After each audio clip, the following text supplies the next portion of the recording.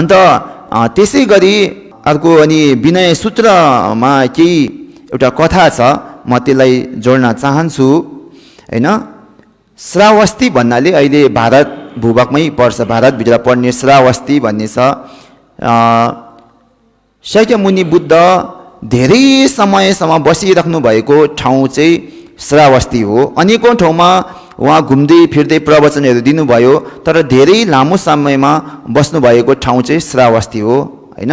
अहिले युपी उत्तर प्रदेश भित्र पर्दछ श्रावस्ती भन्ने। अनि त्यति बेला त्यस ठाउँमा एक गृहपति भनौँ, एक पुरुष थियो, एक पुरुष विवाहित पुरुष थियो। उहाँको नाम चाहिँ अनि तोप्दे भनौँ, बलसेन, गृहपति बलसेन भन्ने हुनुहुन्थ्यो। उहाँलाई अनि पुत्र लाभ भनौँ, उहाँको छोरा थिएन। त्यसकारणले छोरा प्राप्तिको लागि अनि देवहरूलाई पूजादेखि लिएर प्रार्थनाहरू धेरै गरे र केही समय पश्चात उहाँलाई धेरै सुन्दर एउटा पुत्र लाभ भनौँ छोरा जन्मियो, छोरा उहाँले पाउनुभयो। र त्यस छोरा चाहिँ अति सुन्दर हुनको साथसाथ जन्मजातै उहाँको कानमा चाहिँ बहुमूल्य रत्नको एउटा कुण्डल पनि साथमा थियो अरे क्या हैन। हामी त अब कुण्डलहरू त बनाउँछौँ, तर त्यस बालकको कानमा चाहिँ जन्मजातै रत्नको कुण्डल थियो अरे। त्यस कारणले त्यस बालकको नाम पनि बहुमूल्य श्रवण भनौँ अनि नावा झेवारी भन्ने अनि नामकरण गरियो। र त्यस बालक केही वर्षपछि ऊ ठुलो भयो। ठुलो भएपछि ऊ व्यवसाय गर्ने उसलाई इच्छा जाग्यो हैन, व्यापार गर्ने उसलाई इच्छा जाग्यो। अनि व्यापार गर्नको लागि अनि पहिला जमानामा भए अनि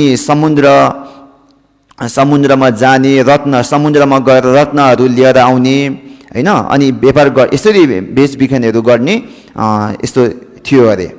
र उहाँ रत्नको खोजीको लागि अन्य व्यापारीहरूसँगै जानुभयो अरे। र पनि रत्नहरू लिएर आएर अनि समुद्रको किनारमा उहाँ विश्राम गरिराख्दाखेरि अनि साथीहरूले चाहिँ छोडेर उहाँ एक्लै रहनु भएको थियो अरे। अनि त्यस कारणले उहाँ घुम्दै जाँदाखेरि अनि रात्रि समयमा चाहिँ अत्यन्तै सुन्दर दरबार भेटियो अरे। त्यस दरबारभित्र चाहिँ सुन्दर 4 स्त्री र एक पुरुष चाहिँ एकदम भोग विलास भनौँ रमाइलो मनोरञ्जन गरिरहेको थियो अरे रात्रिको समय। तर जब बिहान भयो तब रात्रिका ती सुन्दरी स्त्रीहरू 4 स्त्रीहरू थिए, ती स्त्री नै कुकुर बनेर त्यस पुरुषको अनि मासु चाहिँ चोक्टा अब मासु चाहिँ फेरि त्यो कुकुरले खान थाल्यो अरे हैन। पहिला चाहिँ अब स्त्री 4 जना स्त्री थिए हैन, सुन्दर स्त्रीहरू थिए, पुरुष साथमा अनि मनोरञ्जन गरेर आरामले बसिरहेको थियो हैन।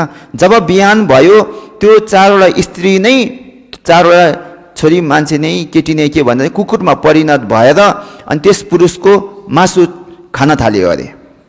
त्यस दृश्य चाहिँ त्यस व्यापारीले देखेछ र अनि त्यसलाई अनि यो किन भएको त भनेर सोद्धाखेरि अनि त्यस पुरुषले के जवाब दिएछ भन्दाखेरि पहिला त्यस व्यक्ति चाहिँ पूर्व जन्ममा अनि ध्वजोग भनौँ अहिलेको वर्तमानको तक्षशिला पाकिस्तानतिर अहिले सायद पढ्न सक्छ, पाकिस्तानतिर पढ्ने तक्षशिला अहिले भूभागमा पर्छ।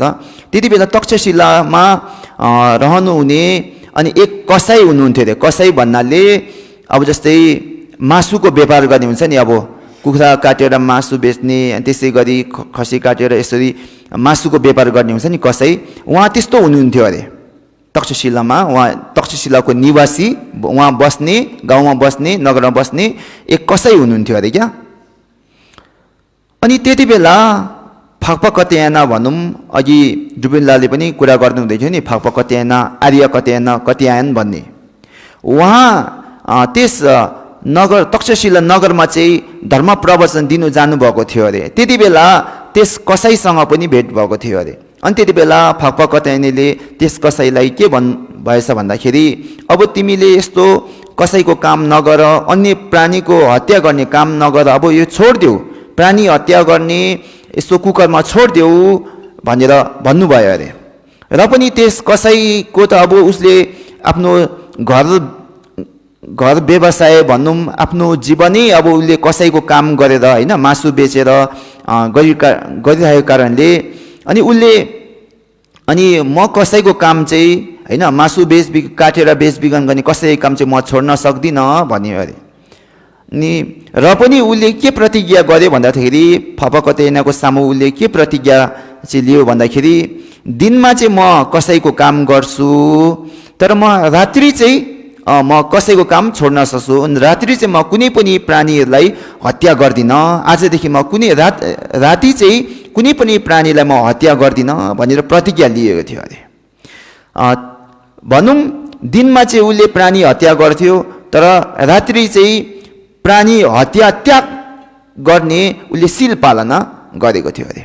त्यसको परिणामले चाहिँ अहिले ऊ वर्तमानमा रात्रिको समय चाहिँ 4 जना स्त्रीको सुन्दर स्त्रीको समय साथ अनि मनोरञ्जनसँग भोग विलाससँग रहेको अरे।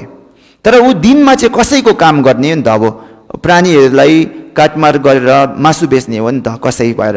दिनमा चाहिँ प्राणी हत्या गरेको कारणले अनि बिहान हुने बित्तिकै त्यस स्त्री स्वयं अनि कुकुरमा परिणत भएर अनि उसलाई चोक्टा अनि मासुहरू चाहिँ खाएको यसको परिणाम चाहिँ हो भनेर भन्यो अरे। त्यसै गरी पहिलाको त्यो व्यापारी अनि अझै अगाडि बढ्दै जाँदाखेरि अनि दिनमा त्यसै गरी एउटा सुन्दर ठाउँमा आएपछि दिनमा चाहिँ सुन्दर स्त्री र स्त्री थियो अरे होइन। सुन्दर स्त्रीले चाहिँ नि एकजना पुरुषलाई चाहिँ एकदम सम्मान सत्कार गरिरहेको थियो अरे दिनमा चाहिँ। अनि त्यसै गरी त्यो दिनमा सम्मान सत्कार गर्ने पुरुष नै अनि राति हुँदा चाहिँ फेरि कुकुरमा परिणत भएर फेरि त्यस पुरुषलाई अनि झम्टी मासुहरू खाने गर्थे अरे। अनि त्यो दृश्य पनि उहाँले देख्नुभयो अरे। अनि त्यो दृश्य चाहिँ अनि त्यस पुरुषलाई सोधेको अरे, यो चाहिँ के को परिणाम हो, यो चाहिँ किन यस्तो भएको हो भनेर सोद्धाखेरि अनि त्यस पुरुषले के जवाब दिएछ त भन्दाखेरि म पूर्व जन्ममा चाहिँ म राति चाहिँ अनि व्याभिचार गर्थेँ अरे होइन, अन्य स्त्रीहरूसँग अनि शारीरिक सम्बन्ध राख्ने व्याभिचार गर्थेँ, तर म दिनमा चाहिँ व्याभिचार गर्दिनँ थिएँ अरे। त्यस कारणले रात्रि व्याभिचार गरेको कारणले गर्दाखेरि चाहिँ उसलाई रात्रि चाहिँ अनि त्यस कुकुरले अनि कुकुरले उसको मासु खाएको र उसले दिनमा चाहिँ व्याभिचार त्यागेको कारणले गर्दाखेरि दिनमा चाहिँ अनि एक स्त्रीले उसलाई सम्मान सत्कार गरेको हो भनेर चाहिँ यसरी बतायो अरे। मतलब यो चाहिँ अनि विनय सूत्रभित्र यो कथाहरू पाइन्छ। यसले चाहिँ के बुझाएको छ भन्दाखेरि हामीहरूले पुरा एक दिनै अब अष्टशील पालना नगरे तापनि होइन, एउटा प्राणी हत्या नगर्ने शील होइन, दिनमा प्राणी हत्या गरे पनि राति प्राणी हत्या नगर्दा पनि त्यसको परिणाम फलहरू पाइन्छ भने अनि हामीले दिनरात दुवै प्राणी हत्या त्याग्यौँ होइन, दिनरात दुवै अनि हामीहरूले अनि व्याभिचारहरू त्याग्यौँ। मतलब अब एक दिन र रात दुवैमा हामीले अष्टशील चाहिँ अनि पालना गऱ्यौँ भने यसको अनि परिणाम भनौँ यसको फल चाहिँ अवश्य नै सुन्दर र राम्रो हुन्छ भन्ने चाहिँ हामीले यस प्रसङ्गबाट बुझ्न सक्छौँ। र अनि अष्टशील पालना गर्नाले चाहिँ अवश्य नै हामीलाई अनि यस जीवनमा पनि राम्रो हुनेछ र आउने जन्ममा पनि अवश्य नै यसको फलिफाप हुनेछ भनेर हामीले विश्वास गर्न सक्दछौँ। अनि त्यस कारणले तपाईँहरूले नि आज बिहान अष्टशील लिएको होइन, अब एक रात सकेपछि भोलिको सूर्य उदय भएपछि अनि एक दिनको अब अष्टशील अनि पुरा हुनेछ। अनि फेरि हामी भोलि बिहान फेरि अनि त्यसै गरी हामी सोझौँ नयाँ लिनेछौँ है। त्यति भन्दै अनि अहिलेको एक दुई शब्द चाहिँ म यहीँ टुङ्ग्याउन चाहन्छु। ओ लक्सो थुचेन।